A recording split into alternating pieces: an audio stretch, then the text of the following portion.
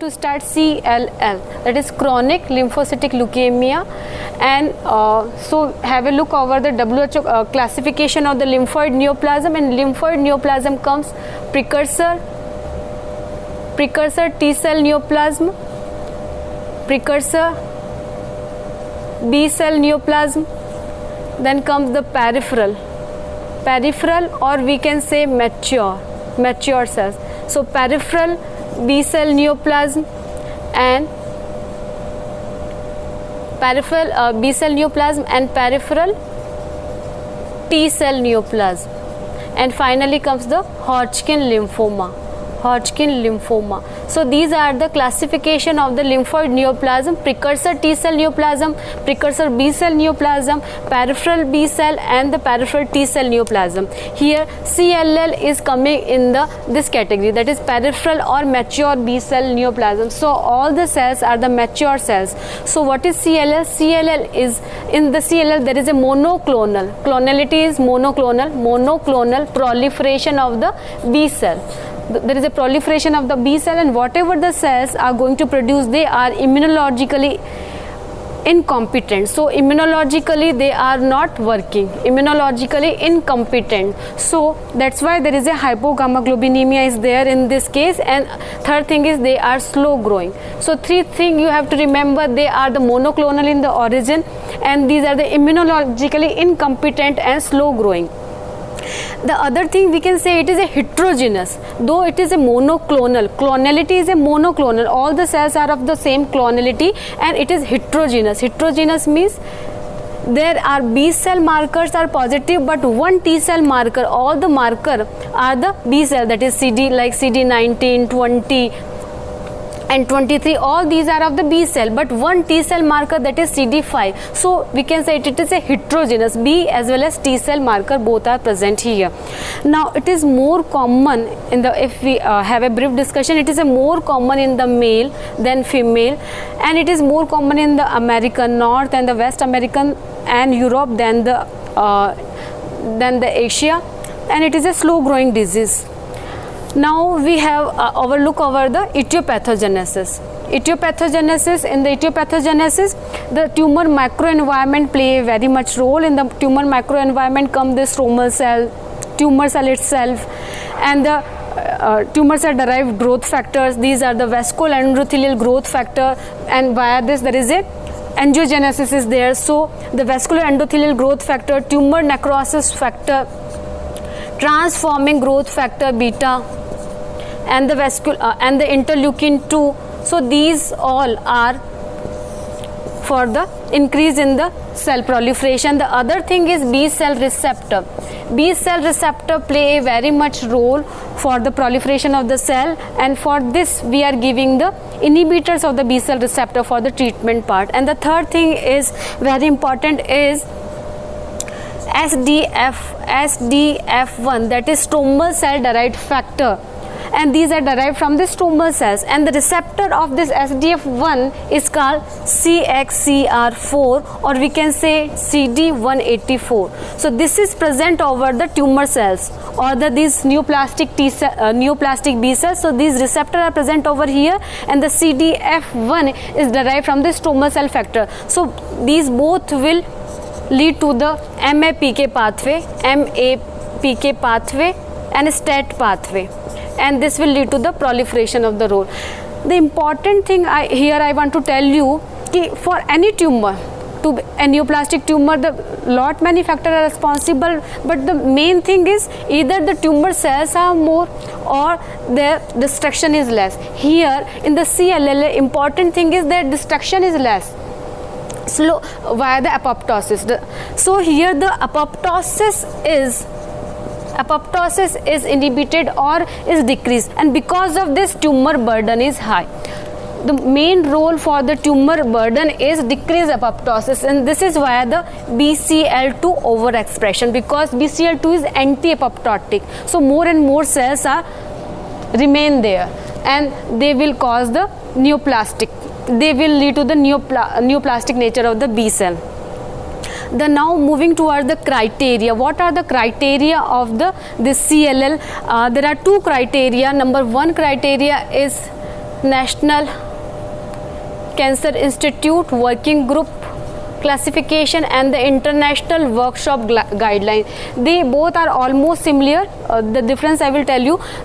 According to this, the lymphocyte count, absolute lymphocyte count, that is ALC, absolute lymphocyte count should be more than 5,000 per microliter. More than 5,000 per microliter should be there. These are the absolute lymphocyte count, not the total WBC count. And here the pro lymphocyte should be less than 55%. And as it is monoclonal origin B cells, so the B cell marker will be present. These are the CD19, CD20. The other thing is CD23, and the one T cell marker, it is CD5. So these are the monoclonal. And other thing is either kappa or lambda chain surface either kappa or lambda surface immunoglobulin will be positive, or light chain will show positivity. And this was about in the peripheral blood. And the other thing is in the bone marrow, 30%, more than 30% should be lymphocyte. So this is the blood criteria, and this is about the bone marrow. In the bone marrow, there is a more than 30% lymphocyte should be there. And according to the International Working Group, Workshop guideline, these presentation, absolute lymphocyte count more than 5,000 should be greater than 3 months. The presentation is of the greater than 3 months. So these are about the criteria. Now coming to the hematology. What is there in the CBC? So in CBC, the first thing is about the hemoglobin. Hemoglobin may be decreased, and the RBC count may be normal or decreased depending on the stage, because as the lymphocyte count is more and more, they will lead to the other cells they will suppress the other cells. So depending on that, the RBC may be normal or decreased, and sometimes there may be autoimmune hemolytic anemia is developed. In this case, the Coombs test is positive and the RBC count are less. Now coming to the platelet may be normal or decreased. Here also there may be development of the immune thrombocytopenia may be present. And coming to the WBC count is more because of the tumor burden, more and more lymphocytes. These are the tumor lymphocytes, not normal lymphocytes. So the normal cells are decreased. And the important thing is neutropenia. So all the clinical features are because of the neutropenia. So here only I will tell you about the clinical feature. Anemia, thrombocytopenia may be there, and immune hemolytic anemia and neutropenia. Because of that, there will be patient present with the infection, bone infection, skin infection. And the other feature important are vague sense of ill-being. Sometimes patient present with the night sweat, weight loss more than 10% of the body weight. So all these are the symptoms.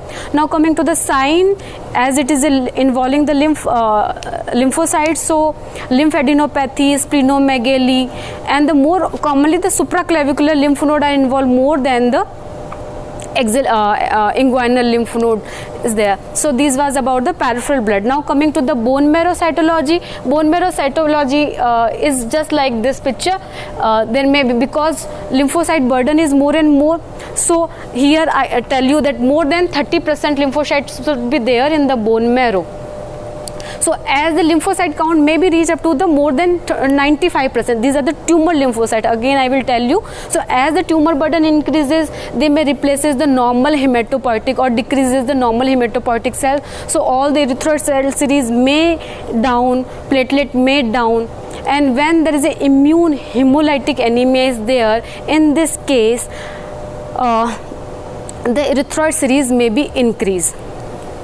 And when both things are there, immune hemolytic anemia and immune thrombocytopenia, then patient, this is called Evans syndrome. So this was all about the bone marrow cytology. Now coming to the bone marrow biopsy. In the bone marrow biopsy, 4 patterns are there. You can remember it by the mnemonic DIM.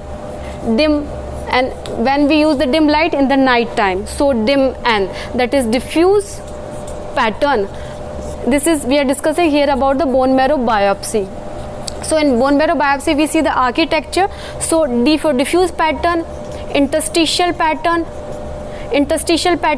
mixed pattern, and the nodular pattern. And the first pattern is interstitial. Here the tumor cells are there is a space in this, here the normal bone marrow, and there is a space, and in the nodular pattern the tumor cells form the mass, discrete mass, oval or round mass are there. So it is a nodular pattern. Sometimes mixed pattern, interstitial as well as nodular pattern, both are in the same thing, then it is mixed. And diffuse complete replacement by the tumor cells, almost completely replacement of the by the tumor cell, then it is called diffuse pattern. Now interstitial and nodular has got good prognosis, while when mixed and diffuse it has got poor prognosis. So this was all about this. Now coming to the immunophenotyping.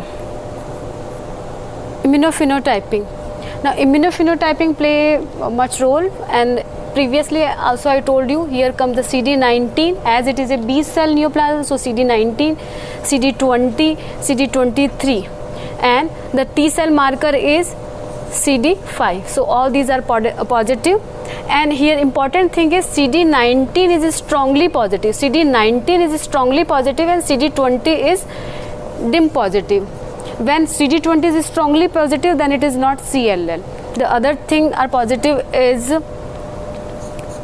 CD79A, not B, because CD79B is negative. The other positive marker are this is positive, are CD27, it is memory B cell. The other is CD200 and CD52, all these are the positive. The negative marker are FMC7. So these are the negative marker, and the positive and the most important are 19, 20, 23 and CD5 These are the important. Now coming to the cytogenetic, play a very important role. Here comes your deletion or trisomy. So here is trisomy 12, and the other is your deletion 11q, deletion 13q, other is like translocation 114, and other is overexpression of the BCL2 or other somatic mutations are there. So here only I will discuss with the good prognosis or bad prognosis. Where there is a trisomy 12 is there, then that means there is a unmutated. When trisomy 12 is there, that means unmutated IGVS, that is immunoglobulin heavy chain variable region. This region is unmutated, and if it is unmutated, that means prognosis is poor. That means if mutated IGVH is there, then the prognosis is good, and you can remember it via IGVH should be mutated, and trisomy 12 is associated with the unmutated form, so it has got poor prognosis. Now deletion 11q has got poor prognosis, deletion 13q has got good prognosis, and translocation 114, because it is a mantle cell lymphoma, so it has got bad prognosis. Overexpression of the BCL2 is anti-apoptosis, and there is no apoptosis is going to take place. So when the apoptosis is not there, so tumor burden is increased, so it is associated with the bad prognosis. And some somatic mutations are SF3B1, and some notch NOTCH notch pathway if is there, and TP53, if they are positive, that means associated with the bad prognosis. So all these are the cytogenetic marker. Now other differential diagnosis. Coming to the differential diagnosis, when you are dealing with the CLL, you should have these differential diagnosis in your mind, like leukemic phase of the, that is blood involvement by the non-Hodgkin lymphoma, pro-lymphocytic leukemia. I would like to tell you about pro-lymphocyte. These normally the lymphocyte has got condensed nuclei, and the nucleoli are inconspicuous. But in the pro-lymphocyte, nucleus is comparatively open up, and there may be nucleoli is easily visible. And pro-lymphocyte, as the percentage of the pro-lymphocyte increase, that means it is associated with the bad prognosis. And according to the FAB classification, on the percentage of the pro-lymphocyte also, there is a grading like CLL, if the normal CLL, when it is less than 10% of the pro-lymphocyte are there. When less than 10% pro-lymphocyte are there, then it is CLL only. CLL, PLL, pro-lymphocytic leukemia, when 11 to 55% pro-lymphocyte are there, and PLL, that is pro-lymphocytic lymphoma, when more than 55% pro-lymphocyte are there. As this percentage increases, poor prognosis, and so in the differential comes the pro-lymphocytic lymphoma. The other thing is hairy cell leukemia, hairy cell leukemia variant. So all these are the coming in the differential diagnosis. And the mantle cell, important thing is mantle cell lymphoma, and this is, we can differentiate it by the CD23, and the important translocation in the mantle cell lymphoma is 140. So all these about the differential diagnosis. Now coming to the transformation, what are the transformations going there in the CLL? One important thing when you are what transformation in CLL is Richter syndrome, then come the Hodgkin lymphoma, multiple myeloma, acute leukemia. So all these are the transformation. What is Richter syndrome? In the Richter syndrome, it is seen mainly in the lymph node. It is mainly seen in the lymph node, and there is a immunoblastic proliferations is seen. And all these are the transformation. Now coming to the prognostic factor. Prognostic factor. Here I would like to tell you, in the CLL picture, there are smudge cells are there, more and more smudge cells are there. What is this smudge cell? In the these are the lymphocyte, tumor lymphocytes. They are tumor lymphocyte only, but their cell membrane is very fragile. They are very fragile. Nucleus and nuclear membrane is there because of the decreased vimentin in the cell membrane, and they are fragile during the making the smear. So the smudge cells is the important criteria, and when smudge cells are the more than 30%, it has got good prognosis. So smudge cell more than 30% has got good prognosis. Here only I told you about the IGVH, that is IGVH. If immunoglobulin heavy chain variable region is mutated, has got good prognosis. Remember, mutated is good prognosis. The other thing is JAP70. JAP70 expression, if it is more than 20%, has got bad prognosis. Then comes the CD38. CD38, if it is more than 30% expression, has got bad prognosis. Number 4. Then serum vitamin B12 microglobulin, serum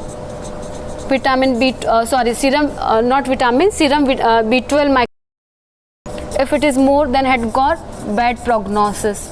Now LDH level, again increased LDH level has got bad prognosis. So these are the lymphocyte doubling time. Important thing is doubling time of the lymphocyte. In how much time these lymphocytes are doubled? If the duration is less than 1 year, in the 1 year they got doubled, that means bad prognosis. Thymidine kinase, if it is increased, then it has got again bad prognosis. And BCL2 also, if BCL2 is overexpressed, that means anti-apoptosis is there, it is anti-apoptotic. So if expression is more, then it is associated with the bad prognosis. So all these are the prognostic factor. Now the one thing is left regarding the staging part. Staging are the two type, Rye and the Binet staging. And in the prognostic, the one thing is there some mutation like Notch1, some somatic mutation, if they are there, then they has got bad prognosis. And the important thing is microRNA. MicroRNA, it is a newer thing, that is some research has also been there. If as it work as a tumor suppressor, it act as a tumor suppressor gene. So you know tumor suppression is good. So if it is not there, that means bad prognosis is there. Now coming to the staging, there are two staging, Rye staging and the Binet staging. In the Rye staging, staging is 0, 1, 2, 3, 4. So these are, and in the Binet staging 1, 2 and 3, sorry, no, A, B and C. So in the Rise staging comes the lymphocytosis in the blood and the bone marrow, Here, apart from the lymphocyte in the blood and the bone marrow comes the lymphadenopathy. Here comes the, apart from these two things, additionally add the splenomegaly. Means spleen is involved in the stage 3rd. The hemoglobin count is less than, means anemia is developed, gram per deciliter, and here the platelet is down, means less than 1 lakh. So this is about the Rise staging. And in the Binet staging comes the, in the number 1 there is a lymphocytosis. Of course there is a lymphocytosis is there, but lymphadenopathy, less than 2 regional lymph node are involved, and here lymphocytosis is there plus greater than 3 or 3 regional group are involved. And the number 3C comes the hemoglobin less than 10 gram per deciliter, and along with this means lymphocytosis plus lymphadenopathy plus anemia in the form of the less than 10 gram per deciliter hemoglobin and the platelet less than 1 lakh. So anemia and thrombocytopenia is there. So this is Binet staging and this is Rise staging, and all these are the prognostics. So this was all about CLN. Thank you.